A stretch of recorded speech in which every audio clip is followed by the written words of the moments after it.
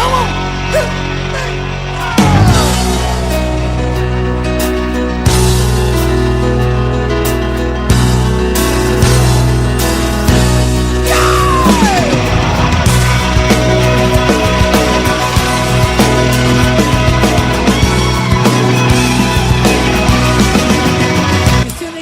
Good morning. Welcome back to the Broadcast Retirement Network.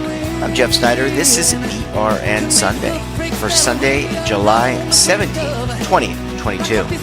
We've got members of the media, academia, and financial services standing by as we analyze all the news and events for the week. So sit back, relax, enjoy this episode of BRN Sunday. Tired of the same old story.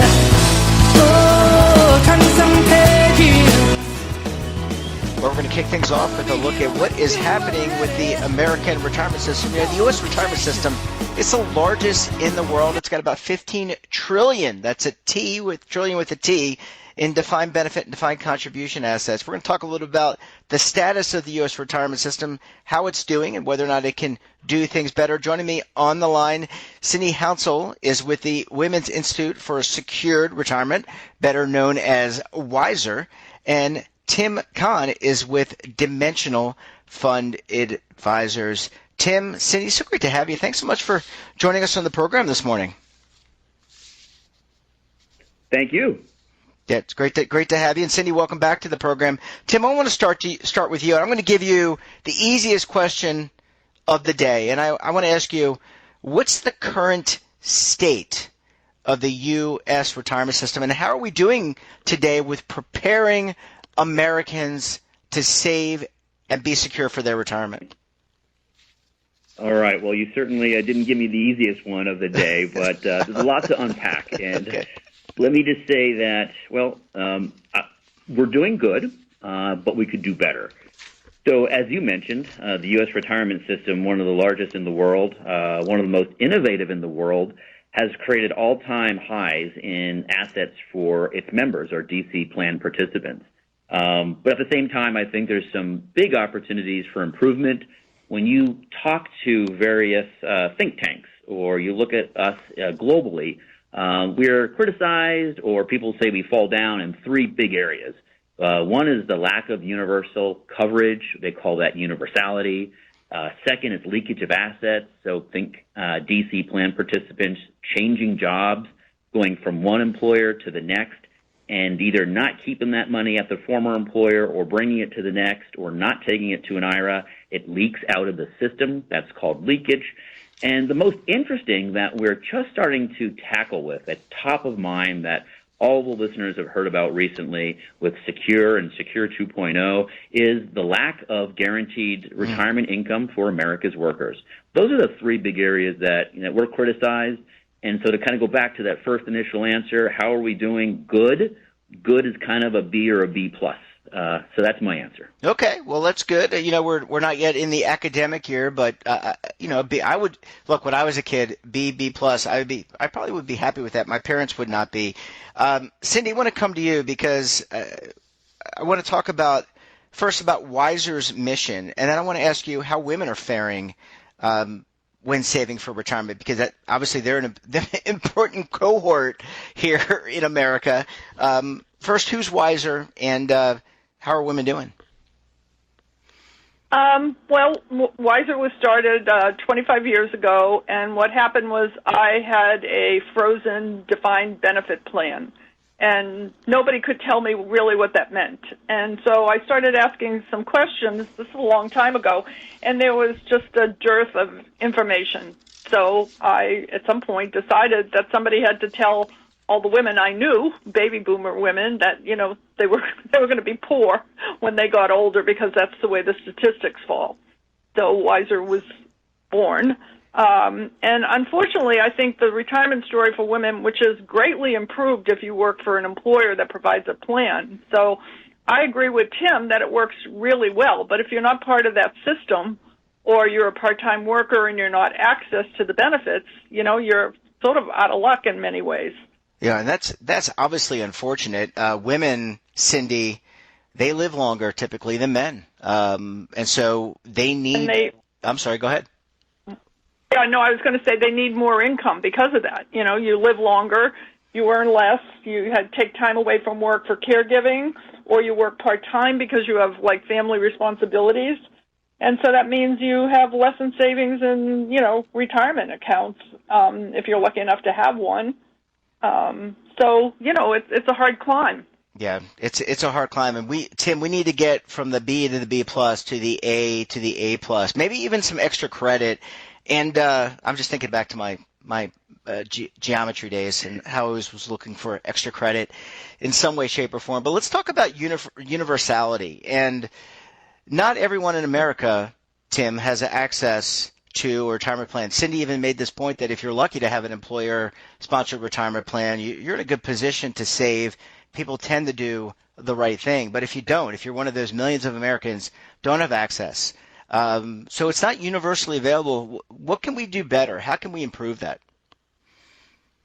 Yeah, great points. And Cindy, completely agree. I kind of use the stat or the anecdote. You know, only about half of Americans are covered by either a defined benefit or a defined contribution plan. So you pull up to a stoplight, you know, odds are if you are active in a DC plan, as you look to the left or right, the person next to you probably doesn't have one. So that's that point on universality. How can we get from a B plus to an A? Great point. So we're starting to see that through the legislative process, this can be fixed, and it is being fixed today. So we're seeing a lot of states create mandatory state retirement plans. And today there are 6 states, and 6 states have active mandatory plans. So if you're lucky enough to live in California, Connecticut, Illinois, Massachusetts, Oregon, or Washington, you are subject to having an active mandatory plan as an employer. There's 7 other states that have passed legislation with various implementation dates, and I think of at least 2 others that have likewise passed legislation but haven't implemented them. So we can go from that B to an A through universality.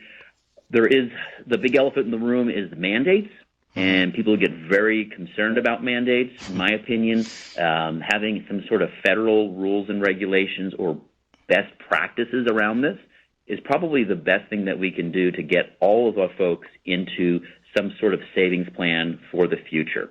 Yeah. Continuing, if we think about leakage, I guess the thing I would say there is that we're trying to, again, use best practices around automaticity, which is using automatic features to help plans, participants as they move through plans, do the best things. We really haven't figured that out yet. However, when we talk about the third kind of big bucket where we get criticized, that's the lack of guaranteed income. And what we really need to do today is to address the predominant retirement savings vehicle for most Americans, which is the DC plan, not the DB plan. And whether it's a 401k, a 403b, or a 457, or some sort of IRA, this is a system that was created in 1978, and it was focused on accumulation. So it was created as a savings program. Today, the DC system is a retirement program. So we've done a really, really good job helping Americans save trillions of dollars. We've done a really bad job helping those Americans translate that savings into spending. And that's the next phase of innovation and development in the retirement system. So, Tim, I want to follow up with that, and then, Cindy, I'll come to you. Let's talk about putting those types of making that available, the DB-ification, if you will. I don't know if that's an acceptable word, but I'm going to use it here. The DB-ification of the defined contribution plan. So that's your 401k, your 403b, your governmental 457, 401a. Hopefully some of those code sections ring familiar to the audience. But when we're talking about lifetime income, what types of vehicles come to mind, investment vehicles? Are we talking about annuities? Are we talking about annuity-like products?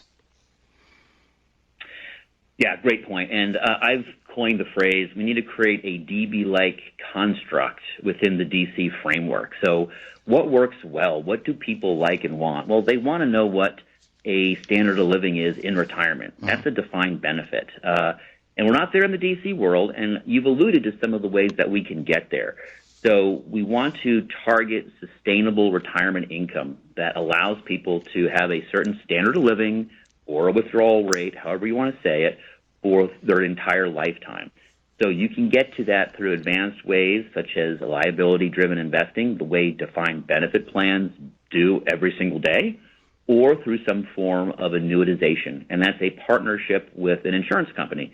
And we could really dive deep into about 6 different ways that we can do that today. But the key is some form of annuitization is the only way that you can make your limited DC assets last throughout your lifetime.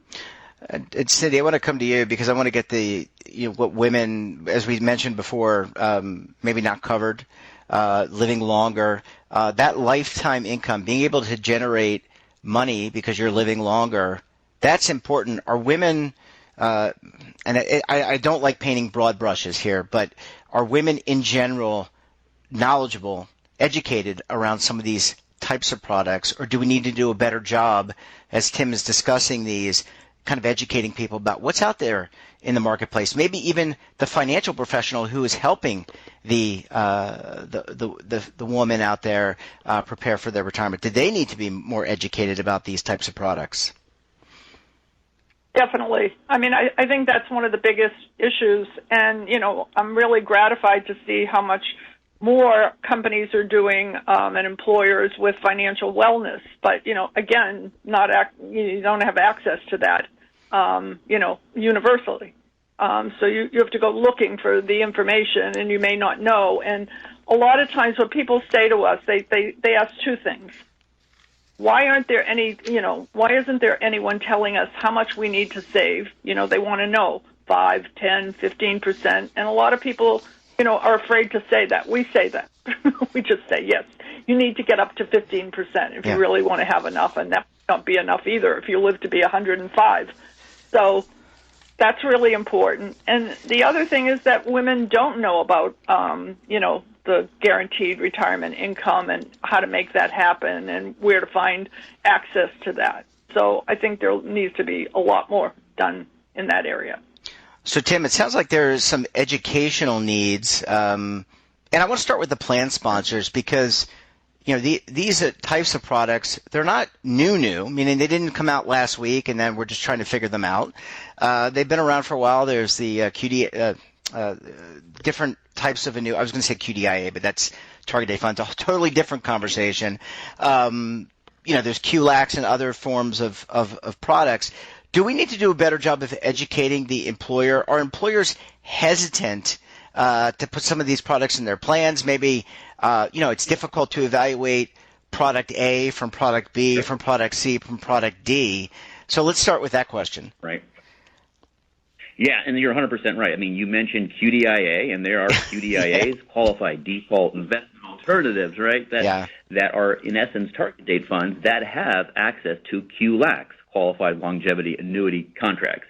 So it can get very confusing very quickly. So I think you are 100% right. The plan sponsor environment, the employers that sponsor plans are confused, and they are looking for regulatory guidance. And if you go back to the old Pension Protection Act of 2006, that codified automatic enrollment and auto-escalation, meaning if you show up day one at an employer, they can put you into their retirement plan and automatically escalate you over time. That the default of choice was a target date fund, and as you mentioned, we could spend an entire episode on target date funds. Mm-hmm. But now employers are also faced with the idea of retirement income. And just like the Pension Protection Act that offered a safe harbor for this decision-making, we need similar safe harbors around adding annuities and annuitization to the mix on a plan so that employers feel that they're not going to be,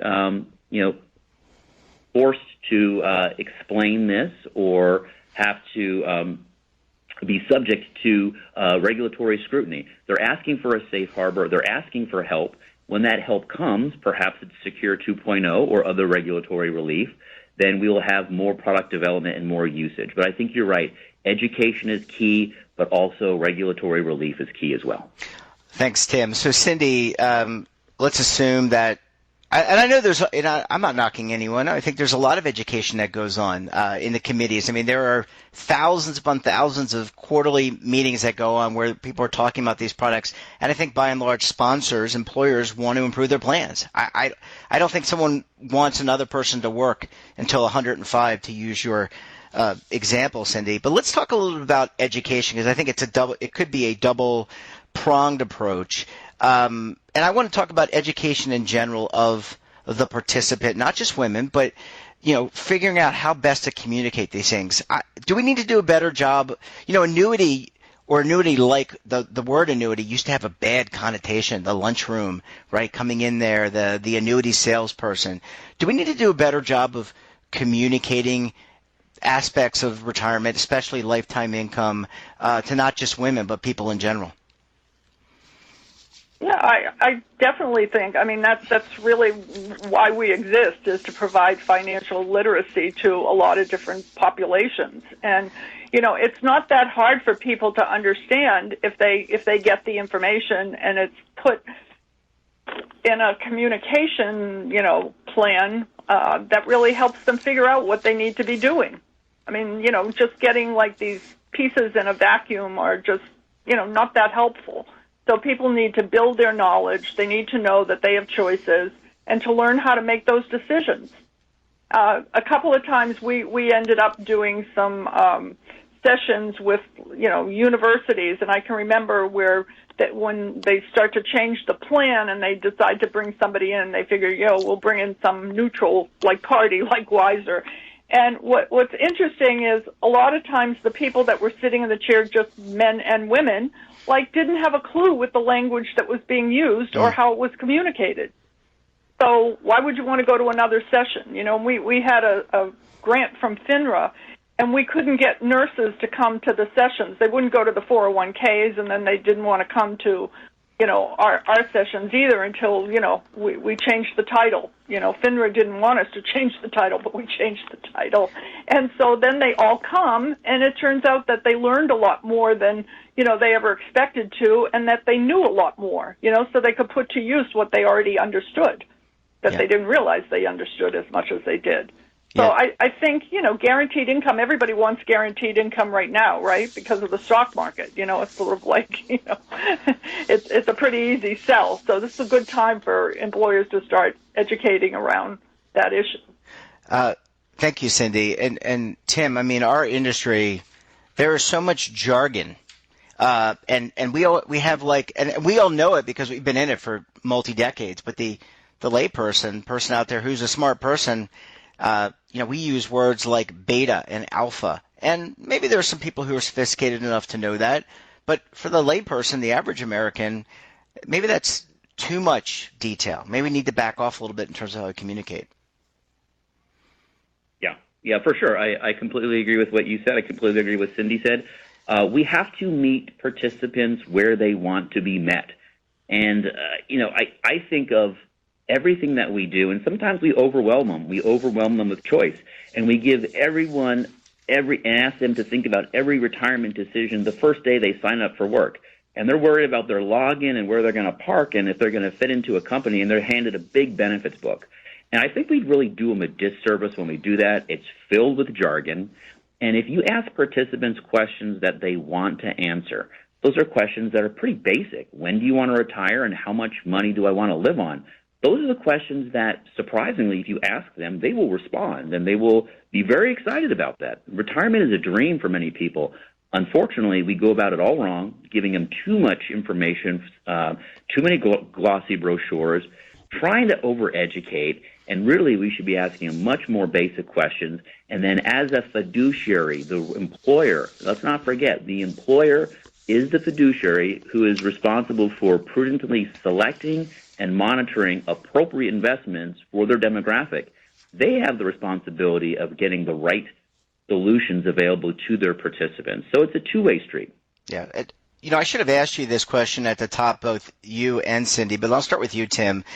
When you look around the globe, I'm a big believer in lifetime learning, and we're Americans, great country.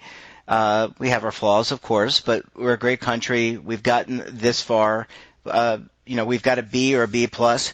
Who can we learn from? Who does what you're describing well? Are there other systems that we can, if you're a designer of plan design, and you can look at it, should you look abroad? Where should you look?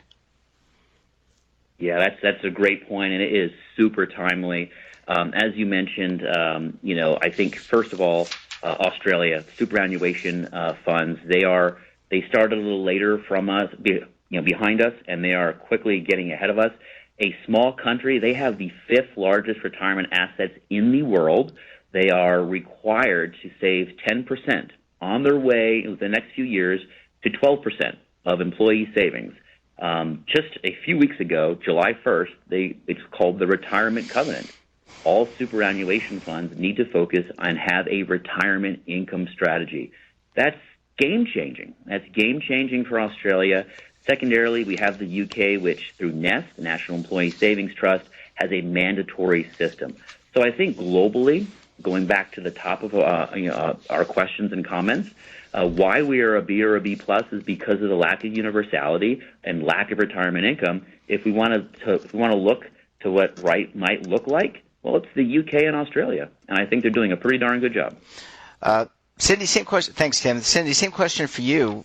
When you look out, and maybe from the wiser perspective, maybe how women are doing in these retirement systems, in addition to people in general. What do you see as the best systems to take pieces of and kind of bolt onto the U.S. system? I know. Well, the one problem is, I really like the NEST because it's mandatory. So, I've just dropped the M word, right? So you're never supposed to say that. But, it does make a difference because it gets people into the system.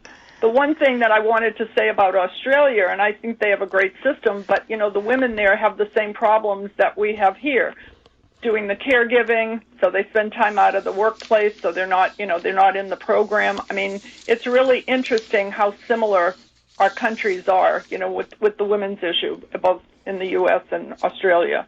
A little bit different in the U.K. because they've improved. As I say, they have an opportunity to get into that NEST program, and people love it. So. Yeah, and again, these are not perfect systems, but it is about picking and bringing in pieces that work and seeing how they respond in the American system. Obviously, we're very different interculturally, but there are some lessons to be learned. I guess last question for both of you, and I'm just going to start with you, Cindy. I want to talk about, this is obviously some great research that you both have done, and we've had a great discussion about the retirement crisis. What are you looking to do going forward? I mean, what can we expect from Wiser in terms of future research and information that you will impart to people like myself, people around the industry, just America in general, about saving for retirement? Well, a big piece of our work right now is financial caregiving, and that, as I said, it's the same issue in Australia because they don't have a great system of caring for the elderly either. So what it falls on is if family members, like daughters, husbands, you name it, are doing caregiving. There's something like 58 million unpaid caregivers. And what that means is that's really precarious, not just for women, but, just for families, because they're not prepared for that. It's just not something that people have gotten really into. And so over the years, I've just seen that devastate people, and the stories are just unbelievable. So that's where our focus is. So we started this financial caregiving hub just to let people know that what caregiving is about for many of us is the costs every year. So a lot of women are putting in money of their own, so they don't have money to save. And I try to sound uplifting about all of this because I think it does make a difference if people get that information. And I think, employers are beginning to see that is like a big piece of what happens to people with stress in the workplace, worried, needing time off, dropping out of the workplace. It's Pew finds it's 9 years on average now. It used to be 12 years. And so that's a big gap for people. Yeah. So I think, knowing that should be part of your savings program, as you go along. And I hear from people, they'll say, I had this great financial planner who said, is there anyone that you may have to take care of when you retire, like the cost of it? Someone in your family, a child with special needs, like, you need to plan for that. So it's getting out there, but it's a huge issue. Yeah, mental, and you made a point, and Tim, I want to come to you, but just to wrap up Cindy's point, I mean, mental health if you have financial challenges as an employee, you're not a productive worker, you're not as productive, and you will ultimately have health issues. You could have heart issues, anxiety issues, stress-related issues. Tim, what are you thinking about? So as we look out into the next 90 to 120 days or more in terms of research, what are things that you and Dimensional are thinking about undertaking in terms of messaging? Yeah, great point. And let me just play off of some of the things that Cindy mentioned. And it's harder now for employers and employees to allocate scarce employee resources across the benefits menu. I call it the benefits dance. You know, employers have been so good about helping employees return to work, and just these tectonic shifts in how we work in America. So like, we see benefits including not only retirement, which we're all here talking about, but student loans, emergency savings, health savings accounts, financial wellness. But going back to a point that Cindy mentioned, meeting with a financial planner, that is really what we see as the gold standard. I mean, a financial planner, advice, managed accounts, really helping participants understand how they can have their savings last throughout retirement is what we are focused on. But I would say that super important is that once we agree on the goal and we fundamentally agree, whether it's the U.S. system as a whole, employers or participants, that the goal is income and that we're going to spend our retirement, we have to address that goal appropriately through investment solutions and then communicate it appropriately. So I think for us, we're going to be laser focused on helping the rest of the ecosystem, if you will, have laser focused solutions on retirement income. And I think that's not only good for all the workforce, but specifically, as Cindy mentioned, for those parts of the demographics that have increased longevity, like women. It's even more important that we have guaranteed lifetime income for all participants.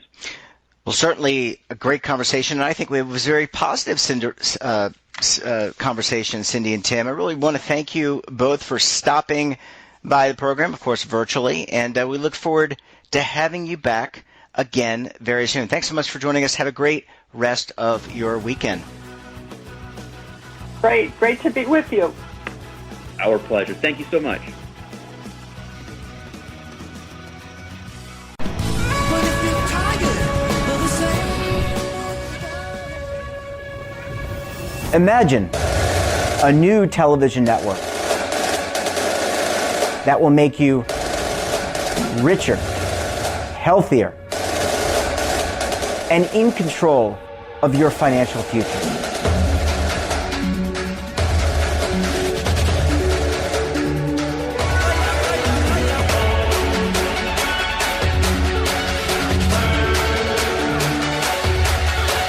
This network is for the policewoman in Nashville, Tennessee, the baker in Dubuque, Iowa, the teacher in Lexington, Kentucky. We want to make the idea of savings and retirement culturally relevant.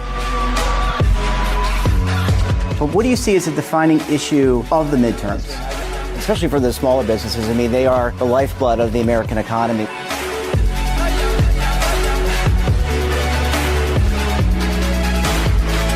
Featuring exclusive interviews, current affairs, and docuseries.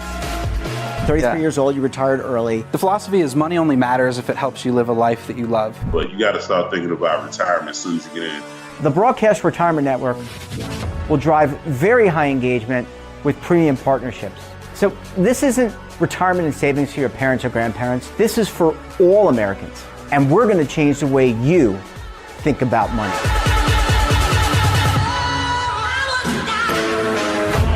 Welcome to the next frontier of retirement and savings.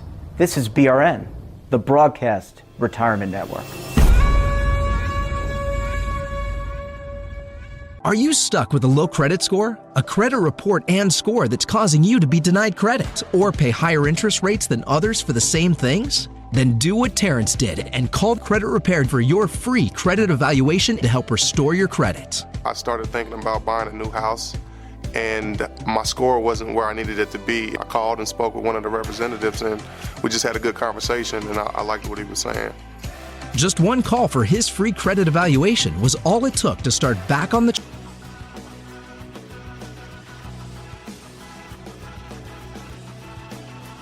come back, and we're going to close out the show with a look at healthcare. Joining us on the line, she is the editor, for the healthcare editor, I should say, for Business Insider, Miss Lydia Ramsey Flanzer. Lydia, it's so great to talk to you. Thanks so much for stopping by the program this morning.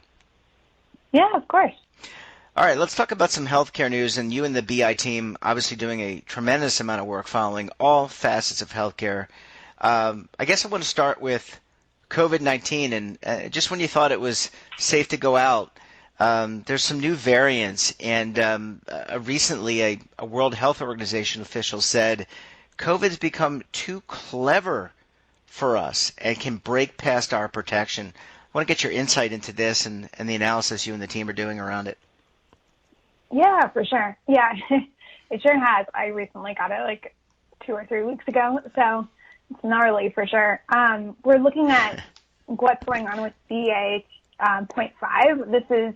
We're talking about the Omicron variant, but we're talking about subvariants within it. And this is pretty infectious. Like, we're seeing people get reinfected too. Folks who may have gotten it a couple weeks ago, a couple months ago, getting COVID again. And it's just pretty intense to think that, that's where we're kind of at in this pandemic, is just a really infectious bug that can really get people sick. Yeah, and it just mutates. I mean, I guess I'm assuming that's what a variant is. It just kind of mutates and finds its way how to connect to a host. And I think recently Dr. Fauci, just to kind of build off of what the World Health Organization said, this thing is still out there. We shouldn't drop our guard. Are there particular areas of the U.S. that we're seeing higher rates of COVID? Like, for example, New York, the major cities. Are you hearing of where this might be a greater uptake? My sense is that it's pretty prevalent across the U.S. Anecdotally, I've heard more case counts from friends and colleagues of mine who are based in cities versus kind of more spread out, and that makes sense, right? Like, if there's a bunch of people around, you go to crowded restaurants, you might encounter this more often. But yeah, it's pretty much everywhere. No one's kind of immune at this point from the risk of getting it. But it's important too to think about, we're in a tricky point with the numbers where case counts might have a really high positivity rate or just might look really skewed because so many people are testing positive at home on their at-home test. So some officials have pointed us to, hospitalizations as a better metric. So if you're weighing your risks and concerns, that can often be a good metric to look at, is where hospitalizations are in your area. Yeah, really, really good point. One of the original symptoms of COVID-19 was the loss of smell.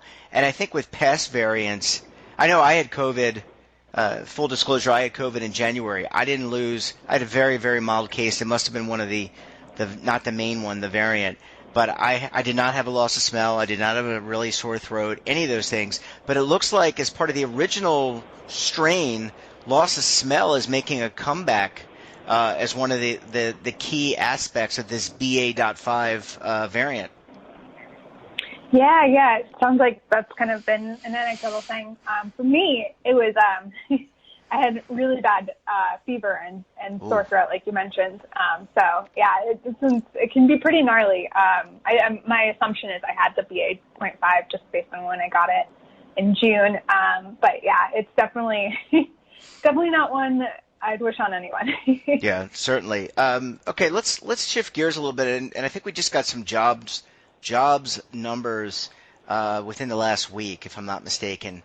I don't follow the market every day because that would just be depressing at this point. But I want to ask you about venture capital, and there has been shortages that I've seen, especially in government hiring around healthcare, like nursing and staffing. But there are startups that I know you and the team at BI are following that are trying to solve this staffing problem, trying to find the right people, to cure us of our maladies. Yeah, it's interesting to follow along. Across the market, startups are having a harder time raising money. That's probably no surprise, just based on where the market is. And just kind of the overall market dynamics. But within healthcare, we kind of were taking a look at which companies were actually getting funded. in this like past half of the year. And it was surprising. There was a bunch of startups that were getting a lot of like funding that would get them to like a really high valuation, like in the billions. And they were all centered around staffing. This idea that like, can we better staff our hospitals with regard to the shortages and things like that? And yes, there were a bunch of companies. Most recently, I think Nomad Health raised a pretty big round. And it's interesting to watch kind of that play out. It's such a clear need. So it makes sense that that's the area investors are backing versus, more pie in the sky ideas that might be harder to make the case for investing in right now. Yeah, I mean, these are practical things. I mean, people are getting sick. They need staff. They need clinicians. They need nurses and IT people, right? I mean, it's not just frontline people. It's people in the back end. In terms of one question I did have is, I remember when you and I spoke, I think, within the last year, and there were some big companies like the Amazons of the world, the JP Morgans that had come together to do some startups or to try to solve healthcare. And if I recall, they kind of broke apart and did their own thing. But where is this VC money coming from? Are these just VC dedicated shops, or are they coming from bigger like insurance companies, healthcare insurers, or big companies that are trying, like a Goldman Sachs, that are trying to invest in some of these startups?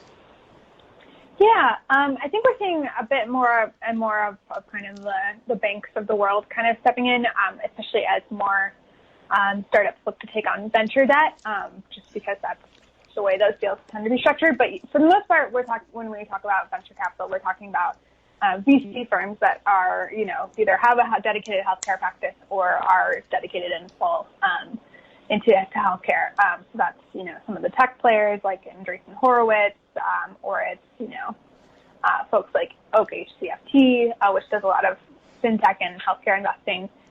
So that's kind of more who we're talking about rather than some of the bigger tech players or the banks. Yeah. I mean, it is just interesting to follow the money. And as you said, venture money is kind of pulled back from those pie in the sky ideas, maybe even in healthcare, but I know certainly in like financial technology, they've basically said, okay, well, hey, you're on your own in terms of getting funding. You need to have a proven model, a proven product brought to the market. But that's less practical, right? I mean, I think the reality is with the COVID variants, the pandemic, and just healthcare overall, we need more people involved, not less. Mm-hmm. Yeah, absolutely. Yeah.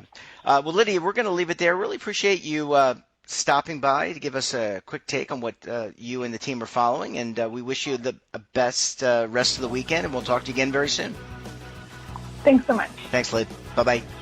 Bye. And that wraps up this episode of BRN Sunday. Have a topic of interest, someone you think we should talk to, drop us a line. And don't forget, for all the latest curated news in lifestyle, wellness, finance, tech, so much more, all in one place, check out today's edition of our daily newsletter, The Morning Pulse. Want to search our archives and check out our latest content? Well, visit our website. That's www.broadcastretirementnetwork.com. And, of course, our streaming partners like Amazon, Roku, Samsung. You've got over 100 to choose from. We're back again tomorrow for another edition of BRN AM. We'll have a very special guest. Until then, I'm Jeff Snyder. Stay safe, keep on saving, and don't forget, roll with the changes.